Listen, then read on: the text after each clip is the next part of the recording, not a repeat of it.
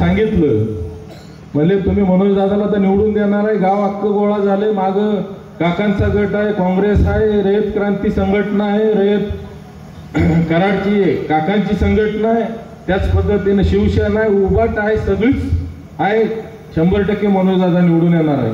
पण परत ऊस कुठं घाला? त्यांनी सांगितलं या ठिकाणी कोपर्डी लिंक कॅनॉल जर मनोज दादानं जोडला नसता तर ऊसच आला नसता. आणि ज्याला ऊस आणायचं माहिती आहे त्याला न्यायचं बी 100% माहिती आहे. आम्ही त्यांच्या कारखान्याला ऊस घालू, तुम्ही तसली आम्हाला धमकी देऊ नका. अरे इथं आता जरडेश्वर आहे, इथं आता शिवनेरी नवीन झालाय, पलीकडं जयवंत शुगर आहे, इकडं धैर्यशील दादाचा आहे, पलीकडं माझा आहे, तुमचं कुणाचं असलं तर सांगा, म्हणजे आम्ही न्यायला लावतो.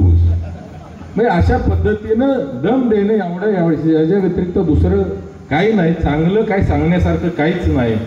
आणि आज जर आपण बघितलं तर ही जी काही निवडणूक आहे ती आज लोकांनी हातामध्ये घेतलेली आहे, 100% यश आहे.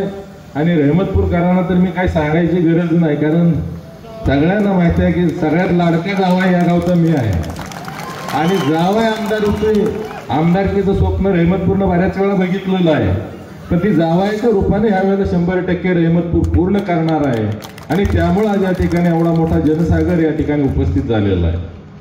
येणाऱ्या काळामध्ये 20 तारखेला आपलं कमळ चिन्ह आहे, ते या समोर 2 नंबरला आपलं चिन्ह आहे, ते या ठिकाणी आपण अतिशय यावेळेला जोर से दबाने का है, क्योंकि एक कमळ 2 आमदार बनाने वाले है कराड उत्तरने, आणि तिच्या घरातले असणार आहे.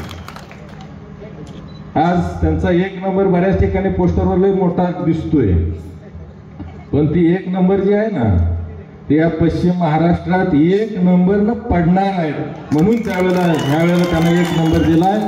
येणाऱ्या 20 तारखेला कमळाच्या चिन्हासमोर बटन दाबा आणि 23 तारखेला सगळ्यांनी कराडला गुलालात या, एवढंच या ठिकाणी सांगतो. जय हिंद, जय महाराष्ट्र. धन्यवाद.